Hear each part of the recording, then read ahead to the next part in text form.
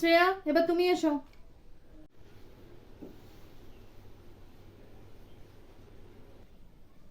বলো, আগ্নেয়শিলা কাকে বলে?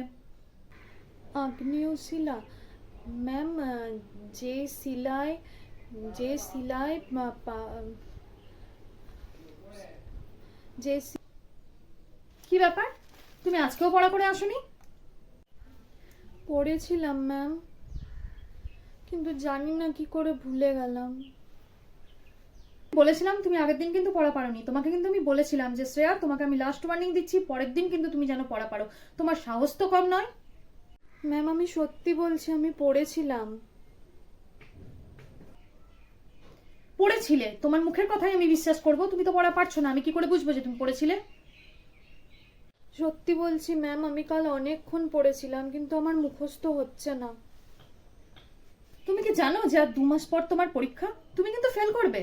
কিছুতেই তুমি কিন্তু পাস করতে পারবে না। এইরকম পড়াশোনার অবস্থা থাকলে তুমি কিছুতেই পাস করতে পারবে না। তোমার গার্জেনকে ডেকে নিয়ে আসবে, তো বলবে ম্যাম দেখা করতে বলেছে। আর তুমি কান ধরে ওখানে গিয়ে এক পায়ে দাঁড়িয়ে থাকো। যাও। ঠিক আছে ম্যাম। কাল তো আমি অনেকক্ষণ পড়লাম, তাও পড়াটা মনে রাখতে পারলাম না। সত্যি তো আমার আর 2 মাস পর পরীক্ষা। আমি যদি ভালো করে না পড়ি তাহলে তো আমি সত্যি ফেল করে যাব।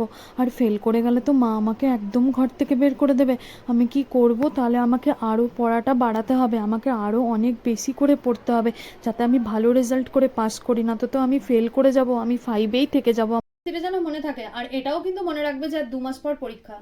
যাও, জায়গায় গিয়ে বসো। এর পরের দিন কিন্তু আমি তোমাকে হোল পিরিয়ড দাঁড় করিয়ে রাখবো। তোমার কিন্তু কোনো কথা আমি শুনবো না। যাও, জায়গায় গিয়ে বসো। সৃজিতা, তুমি এসো। বলো, মাটি কয় প্রকার ও কি কি? মাটি মাটি ম্যাম 8 প্রকার। না ম্যাম, 7 প্রকার।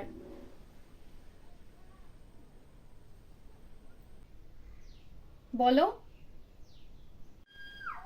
ম্যাম, মনে পড়ছে না। আমি কি ব্যাপার সৃজিতা, তুমি আজকেও পড়া করে আসোনি? এর আগের দিন তুমি পড়া পারোনি, আমি তোমাকে বলেছিলাম সৃজিতা ভালো করে পড়ে আসবে। আজকেও তুমি পড়াটা করে আসোনি? আপনি বিশ্বাস করুন ম্যাম, আমি খুব ভালো করে পড়েছিলাম। কেন যে ভুলে গেলাম জানি না। তুমি কি জানো যে আর 2 মাস পরে পরীক্ষা?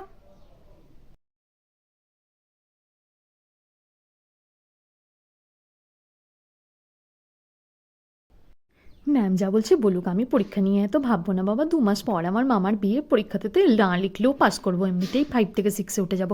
ফেল তো করছি না যে পড়তে হবে। ম্যাম যা বলছে বলুক। আর এত কিছু ভাববো না, বাড়িতে গিয়ে মায়ের সাথে শপিংয়ে যাবো, অনেক জামা কাপড় কিনতে হবে, মামার বাড়িতে জমিয়ে মজা করতে হবে। কি ব্যাপার সুজিতা? হ্যাঁ ম্যাম। দিচ্ছ তুমি, আমার কথা শুনছো না? শুনছিলাম ম্যাম। যাও, কান ধরে দাঁড়াও, ওখানে যাও।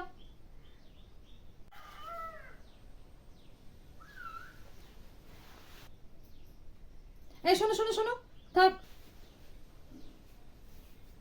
থাক, আজকে আর কান ধরে দাঁড়াতে হবে না। যাও, জায়গায় গিয়ে বসো। Sorry ma'am.